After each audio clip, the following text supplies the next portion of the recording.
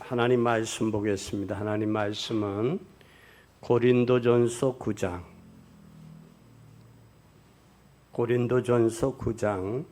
16절에서 18절까지 봉독하겠습니다. 내가 복음을 전할지라도 자랑할 것이 없음은 내가 부득불 할 일임이라. 만일 복음을 전하지 아니하면 내게 화가 있을 것이미로라. 내가 내 의미로 이것을 행하면 상을 얻으려니와 임의로 아니한다 할지라도 나는 직분을 맡았노라. 그런즉 내 상이 무엇이냐? 내가 복음을 전할 때 값없이 전하고 복음으로 인하여 내게 있는 권을 다 쓰지 아니한 이것이로다. 아멘. 오늘 봉독한 말씀을 통해서 여러분에게 은혜가 되시기를 예수님의 이름으로 축원합니다. 오늘 복음을 전하지 아니하면 화가 있다. 이 화라는 말은 재앙이 있다 그 말이에요. 복음이 전하지 아니하면 재앙이 있다. 복음이 아니면 재앙을 막을 길이 없다 그 말이에요. 가장 큰 재앙은 여러분이 구원받았는데도 구원받은 자의 축복을 모르는 것이 가장 큰 재앙입니다. 또 뿐만 아니라 이것이 여러분에게 이 구원받았다라는 것, 이게 얼마나 가치 있는 사실을 모르고 있어요. 그래서 우리는 구원받은 사람을 하나님의 자녀 또한 성도라고 하는 거예요. 그 말은 하나님께 속한 사람이다라는 거예요. 구원받은 사람, 하나님의 자녀는 이 땅에 살지만 하나님께 속하고 하나님의 자녀로 산다. 그런데 여러분이 이것은 한 명 때문에 많은 증거가 일어났어요. 한 명 때문에. 그 한 명이 어떤 사람이냐? 한 명이 많은 재앙을 막을 수도 있고 한 명 때문에 많은 재앙을 불러올 수가 있어요. 그래서 여러분 한 명이 여러분의 가정에 가문의 재앙을 막고 또 우리 한 사람이 이 시대의 재앙을 막고 교회의 재앙을 막을 수 있는 그런 축복을 발견하는 가치 있는 귀중한 날이 되기를 예수 그리스도의 이름으로 축원합니다. 하나님이 너희는 세상의 빛이다. 하나님이 너희는 세상의 소금이다 그랬어요. 그러면서 뭐라고 하냐? 일어나라 빛을 발하라. 캄캄함이 만민을 가리워져 있다. 그러니까 빛을 모르니까 사람들이 캄캄하잖아요. 캄캄하니까 앞뒤를 분별하지는 못하는 거예요. 어떤 게 옳은 길인지 어떤 게 그른 길인지 어떤 게 바른 길인지 어떤 것이 내가 가야 될 길인지를 모르는 거예요. 왜? 캄캄함이 만민을 가리워져 있기 때문에. 그래서 빛을 발견한 자는 일어나서 빛을 비치라 그런 거예요. 그 빛이 바로 뭐냐? 그것은 구원받은 자에게 하나님은 성령으로 함께 계십니다. 성령으로 함께 계신다는 이 사실을 알으면 돼요. 그럼 나 혼자 사는 게 아니라 하나님이 성령이 나와 함께 산다. 이걸 알면서 그 성령의 인도 따라 살아가는 것이 구원받은 자의 축복이고 구원받은 자의 삶이란 말이에요. 근데 우리는 사람은 조석 변동이 변하고 시간마다 바뀌어요. 그러나 영원히 변함없는 하나님의 성령은 우리와 함께 계시기 때문에 우리는 시대와 상황에 따라서 변하지 않는단 말이에요. 이 사실을 깨달아야 된다. 그때 여러분은 기도할 때 하나님께서 하늘의 문을 여시고 누구를 보내시느냐 하면 천군 천사를 보내사 여러분의 기도에 응답하십니다. 이것을 아는 사람은 걱정할 게 없는 거예요. 기도할 때 하나님께서 눈에 보이지 아니하지만 영적인 천군 천사를 보내사 기도에 응답하신다. 이거는 걱정할 길이 없죠. 그러면 내가 가는 곳마다 흑암의 세력이 꺾이고 사단이 꺾이는 거예요. 예수 그리스도 이름으로 물러가라. 옛날에 여러분들이 무속인이 무당이 굿할 때에 우리가 예수 믿는 사람이 가면 이 대가 놀아요, 안 놀아요? 이런 역사예요, 이런 거. 이걸 체험해 본 사람은 예수 그리스도의 이름으로 명하노니 사단아 물러가라. 결박될지어다면 이 대를 놀고 펄떡펄떡 뛰던 무당이 이게 대를 못 놀고 경직돼 쓰러지는 거예요. 이건 눈에 보이지 아니하지만 영적인 사실이에요. 영적인 실체들이에요. 근데 우리가 그걸 알면서도 그걸 못 누리고 못 느끼고 산다라는 거예요. 그러니까 그것을 아는 사람을 통해서 그걸 아는 사람 한 사람, 그 사람이 복음 전하지 않으면 화가 있다라는 이 사실을 깨닫는 사람, 한 사람. 그래서 반드시 그 사람에게는 세 가지 재앙에서 벗어날 수가 있어요. 그럼 여러분이 벗어나고 또 복음을 아는 사람이 세 가지 재앙에서 벗어날 수 있게 하는 것이 구원받은 한 사람이라. 이 능력을 아는 사람 한 사람, 비밀을 아는 한 사람. 첫째는 사람들이 복음을 몰라서 일어나는 재앙이 얼마나 많은지 몰라요. 세상은. 이스라엘 나라는 7번 재앙을 입었어요. 7번이나. 그럼 출애굽기 3장 18절에 보면 모세 시대에 요셉 때 들어갔지만 애굽에서 결국은 뭐가 됐어요? 노예됐어요. 몇 년 동안? 400년 동안. 그 이스라엘의 노예예요. 400년 동안. 또 블레셋 시대에 사무엘이나 다윗 시대에 포로가 됐어요. 그때 하나님께서 이사야 선지자를 일으켜서 처녀가 잉태의 아들 낳을 것이 그 이름을 임마누엘이라 하리라 라는 증거를 이사야 7장 14절에 주셨어요. 그리고 노마의 속국이 된 거예요. 그때 사람들이 인자를 예수님이 노마의 속국되었을 때 오셨는데 사람들이 인자를 누구라 하느냐? 그때 사람들이 엘리야, 에레미야, 세례 요한, 선지자 중에 하나입니다. 한 분입니다. 그럼 너는 나를 누구라 하느냐? 그때 베드로가 주는 그리스도시요 살아계신 하나님의 아들입니다. 주는 아도나이요. 그분은 살아계신 하나님의 아들입니다. 우리가 살아계신 하나님의 아들 되신 예수 그리스도께서 우리를 위해 십자가에서 죽으시고 우리를 구원했단 말이야. 그럼 우리는 엄청난 존재예요. 그리고 내 아버지, 구원하신 그 아버지는 하늘과 땅의 모든 권세를 가지셨어요. 그 가지신 그분의 아들이야. 그러니 이 땅에 그분 안에서 그분이 우리와 성령으로 함께 계시고 인도하시는 거예요. 그걸 모르니까 이스라엘이 7번 재앙당하고 32개국에 비참하게 쫓긴 거예요. 그러니까 복음을 모르니까 구원받은 하나님의 자녀임에도 불구하고 방황하는 이유가 거기 있는 거예요. 여러분, 이 사실은 엄청난 거예요. 그것이 내게 사실적으로 확인되고 발견되어진 사람 한 사람, 그 사람을 통해서 재앙이 꺾이는 거예요. 흑암이 물러가는 거예요. 가문의 새로운 역사가 나타나는 거예요. 한 사람 통해서. 여러분 잘 보세요. AD 33년 때 예수님이 십자가에 못 박이셨잖아요. 그리고 이스라엘이 1948년 5월 14일 날 독립하기까지 그들은 어떻게 됐느냐? 1915년 동안 방황한 거예요. 나라를 잃어버리고. 그 중에 여러분의 큰 사건이 있었잖아요. 독일의 히틀러가 600만의 기독교인들을 학살했어요. 천안 인구가 얼마라고요? 70만. 그럼 천안 인구의 10배를 학살시킨 거예요. 죽인 거예요. 그러면서도 저들을 살 수 있었던 것은 누구가?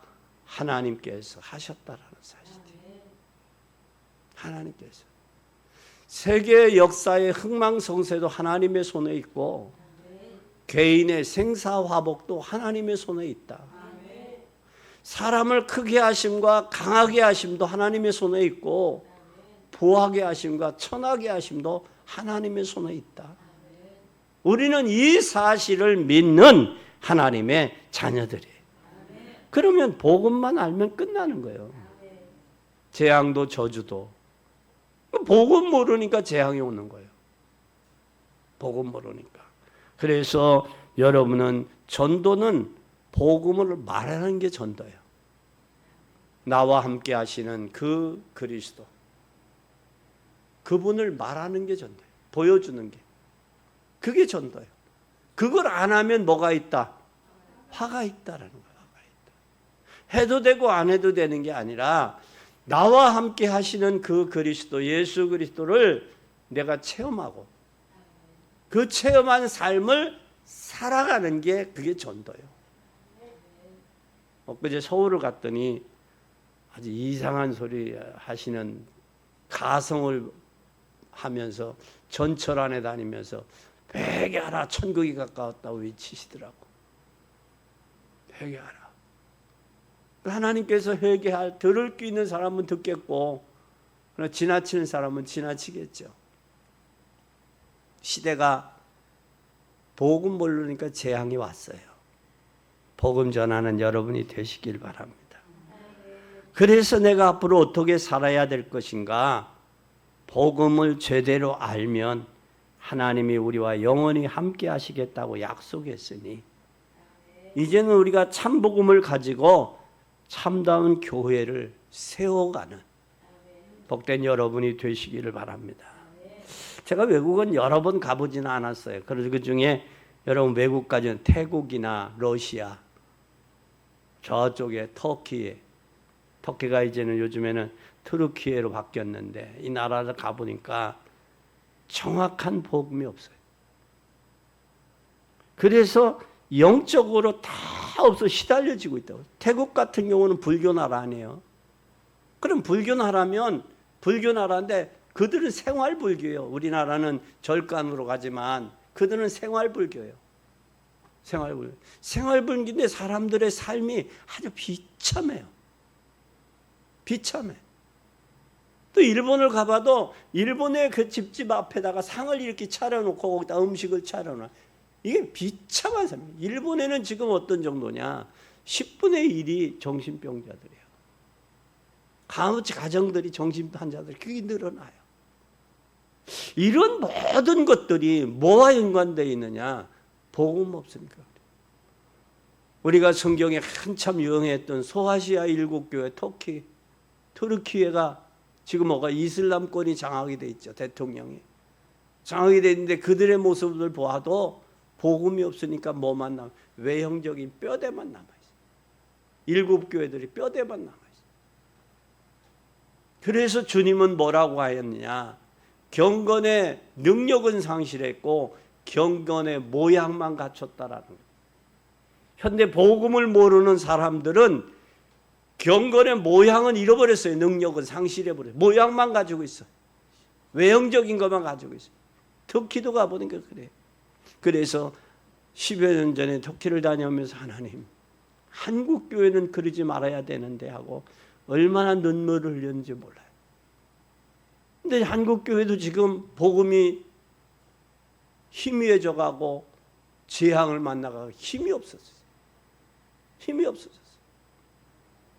이런 상황 가운데 우리가 온전한 복음을 전하지 아니하면 화가 있다라는 사실.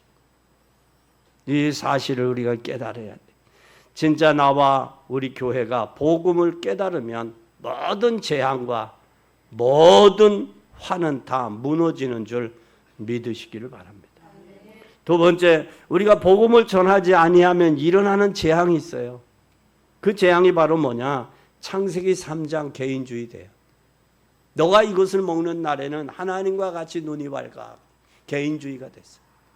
교회도 개인주의에 들어와 있어요. 교회 안에. 그리고 창세기 6장에 보면 네피림 시대가 돼버렸어요. 교회도 전부 인간적인 방법, 인간적인 수단으로 모이는 데가 네피림 시대가 됐어. 그럼 인간은 뭐냐? 의식주 문제 해결되면, 먹고 마시는 거 해결되면 그 다음에 명예 권력 아니에요? 명예 권력, 그 다음에 이성과 쾌락, 이 세 가지가 인간의 전부인데, 이 전부예요. 거기에 잡혀 있어요. 먹고 마시고 시집가고 장가가는 게 전부예요. 그때 하나님께서 누구를 불렀느냐? 노아를 부르셨어요. 노아 한 사람을 통해서 너는 방주를 예비하라. 방주를 예비하되 너를 위해서 예비하고 내 후손을 위해서 예비하고 내 생명을 보존하기 위해서 예배해라. 왜 우리가 복음을 전해야 되느냐? 우리 자신을 위해서, 구원받은 우리 자신을 위해서, 우리 후손을 위해서 복음 전해야 돼. 생명을 살리기 위해서 복음을 전해야 돼. 그때 그뿐만 아니라 창세기 11장에 보면 제2의 바벨탑을 쌓잖아요. 바벨탑 쌓는 거예요. 지금도 성공을 위해서 하나님이 어디냐, 하나님이 안 보이고 복음으로 가지 아니고 성공을 위해 가요. 근데 우리는 복음을 한 사람들은 복음적 성공이 돼야 돼요. 복음 안에서 성공해야 돼요. 근데 복음이 없는 성공은 결국은 육체로 갈 수밖에 없는 거예요. 육체로 가면 결국은 망하게 돼 있어요. 왜? 여기 화가 당한다 그러니까 재앙이 받을 수밖에 없는 거예요. 오늘 우리는 깨닫는 여러분 되기 바랍니다. 지금도 이게 계속되고 있다는 거예요. 창세기 3장, 6장, 11절이 계속되고 있어요. 왜 그러냐? 복음을 전해야 돼요. 또 뿐만 아니라 사도행전 13장, 16장, 19장은 결국은 뭐냐? 사도 바울이 1차 전도 여행, 2차 전도 여행, 3차 전도 여행에 복음 전한대요. 1차 전도 여행에는 뭐와 싸웠느냐 하면 미신이 가로막았어요. 2차 전도 여행 때는 점술이 가로막았어요. 점술과 싸웠어요. 3차 전도 여행에는 우상과 싸운 거예요. 그럼 우리나라도 교회가 들어오니 복음이 들어오니 한 150년쯤 가까이 되는데 뭐가 밑에 깔려져 있느냐면 점술과 미신과 우상으로 장악이 돼 있어요. 올바른 복음이 그들의 문화가 복음의 문화로 바뀌지 못해서 이런 엄청난 결과가 온 거예요. 특히 우리가 복음으로 문화를 바꿔야 돼. 복음 문화로. 우리의 인생의 삶의 복음 문화로 바꿀 때 하나님의 역사는 일어나는 거예요. 그냥 복음 전하지 않으니까 뭐가 일어나느냐? 전생설이 나오고 전생설 속에서 은행나무 침대 같은 게 공공기관의 방송국에서 공연하게 하는 거예요. 그게 전생설이 어디서 나온 거예요? 성경과 완전히 위배되잖아요. 접촉 위배되고 있잖아요. 그런데도 공공기관인 TV에서 공영방송에서 그런 것들을 하고 있는 거예요. 그러니 정신적으로 영적으로 문화가 완전히 퇴폐해져요. 오늘 우리는 이 사실을 온전히 깨닫는 여러분 되기 바랍니다. 그렇기 때문에 아무도 아무 잘못이 없는 인간에 계속적으로 뭐가 오느냐? 재앙이 오는 거예요. 계속적으로. 우리가 시대를 능가하지 못하면 안 돼요. 시대를 능가해야 돼요. 이번에 종로에서도 상징적인 종로 국빈관을 갔어요. 국빈관을 갔는데 국빈관 종로구 3가 그 주변에 전부 언론사들이 다 내노라는 언론사들이 진치고 있는데 지금은 신문 언론사들이 문을 많이 닫았어요. 왜? 인터넷이 되고 유튜브가 되면서 신문들을 많이 읽지를 못하는 거예요. 그럼 우리는 뭘 해야 되느냐? 시대를 능가할 수 있어야 돼요. 시대에 뒤처져서는 안 돼. 능가할 수 있는 힘이 있어야 돼. 그것이 바로 뭐냐? 복음이에요, 복음. 복음 외에는 재앙을 막을 길이 없어요. 복음 외에는. 그뿐만 아니라 세 번째는 앞으로 다가오는 미래는 재앙은 어떻게 막을 거냐? 앞으로 오는 재앙은 미래에 여전까지 와 있는 재앙도 우리가 저기 했지만 앞으로 와지는 재앙이 뭐가 어떻게 막아야 될 거냐? 마태복음 24장, 25장에 보면 우리 잘 알아요. 마태복음 24장은 교회 밖의 일들이에요. 기근과 지진과 전쟁이 일어날 것을 이야기하고 있어요. 마태복음 25장은 교회 안의 이야기예요. 교회 안에는 양과 염소가 있고 알곡과 쭉정이가 있고 오른편에 쓴 자와 왼편에 있는 자가 있고 달란트를 맡은 자가 있고 달란트를 맡았는데 묻어둔 자가 있다. 그 교회 안에서의 일들이에요. 그러면 우리는 이 시대에 이러한 것들을 보면서 뭘 해야 되느냐? 모든 민족에게 재앙이 오지 아니하도록 복음 전하지 아니하면 안 된다고요. 복음. 교회를 키우는 것도 복음이 증거지만 가장 중요한 것이 한 사람 한 사람을 하나님 앞에 복음의 사람으로 세우는 것이 교회가 해야 될 일이요, 주의 종이 해야 될 일이요, 여러분들이 해야 될 사명이라는 사실이에요. 그런 복음이 증거된 후에 끝이 오겠다고 마태복음 24장 14절에 말씀하셨어요. 그러면 교회 안에서는 양과 염소가 있고 달란트 맡아두고 묻어둔 자가 있는데 우리는 이 일들을 통해서 뭘 해야 되느냐? 교회가 복음이 증거되지 않으면 안 된다.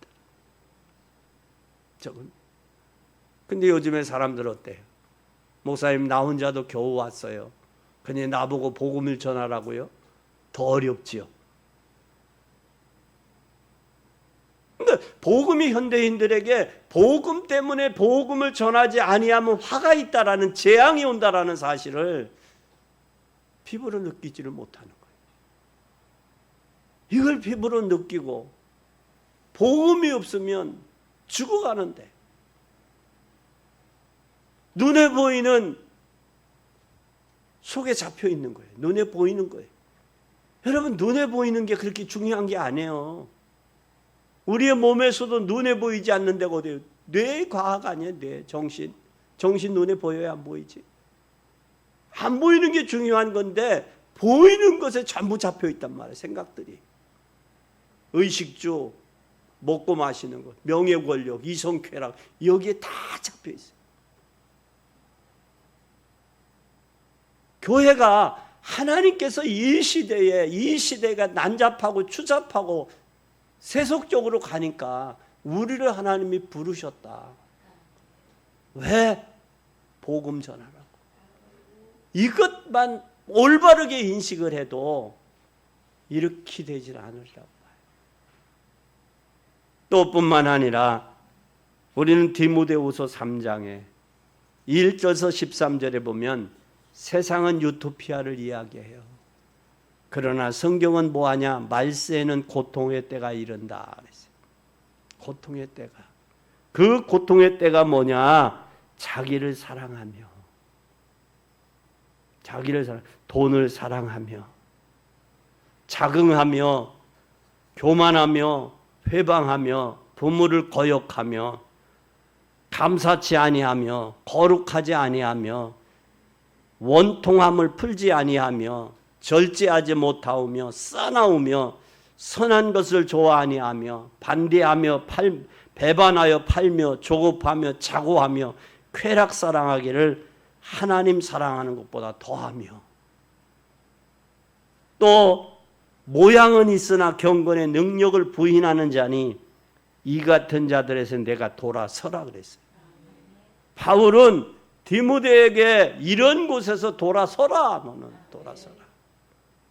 지금 이 시대에 디모데후서 3장 그대로 지금 이루어져 가고 있잖아요. 그걸 보면 우리가 깨달아야 돼요. 경각심을 일으켜야 돼요. 그러니까 경건의 모양만 있지 능력을 상실했어요.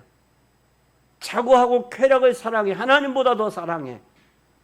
자기를 더 사랑해. 하나님을 더 사랑하는 게 아니라 전부 육신적인 거예요. 육신적인 거. 명예적인 거, 권력적인 거, 육체적인 거 다. 이런 곳에서 너는 뭐해라? 돌아서라. 돌아서라. 그래서 왜 돌아서지 못하느냐? 바울은 그런 고백을 했어요. 저희도 진리를 대적한대. 왜 대적하냐? 마음이 부패해서. 마음이 청결해야 되는데 청결한 하나님을 본다고 했는데 마음이 청결하지 못하고 마음이 뭐해졌다? 부패됐다는 거예요. 마음이 부패되고 믿음에 관해서 버렸다라는 거예요. 믿음을 버리고 또 믿음만 버린 게 아니라 뭐냐? 저희의 어리석은 것이 드러날 거다. 드러날 날이 반드시 온다라는 거예요. 그래서 우리는 이러한 세대 속에서 우리는 뭘 하냐? 고통의 때가 온다. 고통의 때가 더 오기 전에 우리는 빨리 미래의 복음을 전해서 미래 재앙을 막자. 그리고 계시록 1장 3절에 보면 하나님의 말씀을 읽는 자와 듣는 자. 여러분, 하나님의 말씀을 읽고 듣는 것 왜 읽고 들어요? 그 말씀을 지켜 행하기 위해. 그러면 말세에 이러한 문제들이 왔고 재앙이 온 것은 하나님 말씀을 듣고 보는데 뭐로 안 움직여져요? 그대로 살지 않는다라는 거예요. 그게 문제가 온 거예요. 하나님의 말씀을 듣고 하나님 말씀을 지켜 행해야 되는데 보고 듣고 지켜 행하지 아니하기 때문에 재앙이 온 거예요. 재앙이 왔다. 그럼 오늘 우리는 다시 한번 우리 자신들을 돌아봐야 돼요. 하나님의 말씀을 듣고 지켜 행하는 거기까지 움직여져야 돼요. 신앙이. 그러면 시대가 변하고 환경이 변하고 재앙이 무너지고 개인이 사는 힘을 얻고 사는 거예요. 이 사는 역사가 있어지기를 바랍니다. 그래서 계시록 12장 1절에서 9절에 살지 못하는 이유는 계시록 12장 1절에서 9절에 보면 옛뱀이라고 하고 마귀라고도 하고 온천하를 꿰는 자라고 하고 사단이라고 그래요. 그러면 잘 봐요. 마귀, 사단, 옛뱀, 용, 마귀, 사단 이렇게 나와요. 그러니까 마귀와 사단과 이 귀신은 고유명사가 없어요. 고유명사가 없다는 이야기는 여러분에게 맞게 역사하는 거예요. 어떤 사람은 의식주가 약하다 의식주로, 어떤 사람은 명예와 권력에 명예와 권력으로, 어떤 사람은 이성과 쾌락에 빠져서 약하다 그런 이성과 쾌락으로, 그것으로 사단이 역사하는 거예요. 그것이 우리를 행복하게 하는 게 아니라 불행하게 막고 있다라는 거예요. 불행하게 막고 있다는 거예요. 그래서 하나님도 나를 알지만 사단도 여러분을 알아요. 그 양쪽에 머뭇거리지 말고 복음으로 증거해야 돼요. 복음만이 여러분을 살릴 수 있고 시대 재앙을 막을 수 있는 길이에요. 결론입니다. 복음을 전하지 아니하면 뭐가 있다 그랬어요? 화다. 화라는 말이 뭐라고 그랬어요? 재앙이 온다 그랬어요. 복음을 자랑하지 복음을 자랑하는 게 아니에요. 복음은 뭐냐? 복음은 사명이에요. 사명. 사명에는 뭐가 따라요? 책임이 따라요.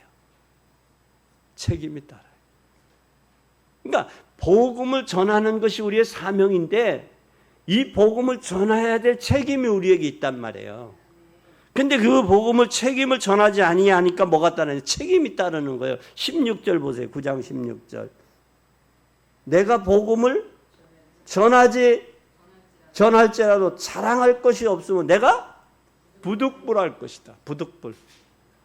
응? 당연히 할 일이다 그 말이에요. 복음 전하는 건 당연히 할 일이다. 왜? 내가 복음을 전하지 않으면 당연히 하지 않으면 내게 뭐가 있다? 화가 있다. 화가 있다. 그래서 요즘에 어느 교회를 많이 가요? 실질적인 신앙생활을 하고 하는 게 아니라 큰 교회 가서 뒷전에 있다가 설교 끝나고 그러면 가는 거예요. 아무 부담감 없이 신앙생활 안 하거나. 그건 신앙생활이 아니라 종교생활이에요. 복음을 받았으면 복음에 대한 뭐를 해야 되느냐? 증거하지 아니하면 화가 온다 그랬어요. 복음을 우리에게 주신 것은 이 복음을 전해야 될 책임이 우리에게 있어. 사명이. 해도 되고 안 해도 되는 게 아니란 말이에요. 그 다음에 또 보세요. 뭐라고 그랬느냐? 17절 잘 보세요.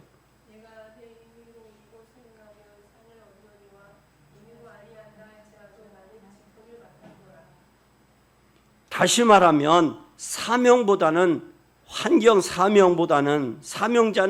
환경보다 뭐를 받아야 돼? 여기에 부르심을 바라봐야 돼. 왜 하나님이 나를 불렀냐? 근데 사람들은 부르심을 생각하는 게 아니라 뭘 생각해요? 환경과 현실에 많은 사람이 속아 있어요. 환경과 현실을 핑계 삼는다고. 그건 하나님이 나에게 복음을 전하라고 부르셨다라는 이 사실을 자각하지 못하고 깨닫지 못하는 거예요. 이 복음 전하라고 부른 거예요. 하나님이 저와 여러분을. 그리고 직분 주신 거예요. 그러면 우리는 부득불 이 복음을 전하기 위해서 불렀으면 해야 되지요.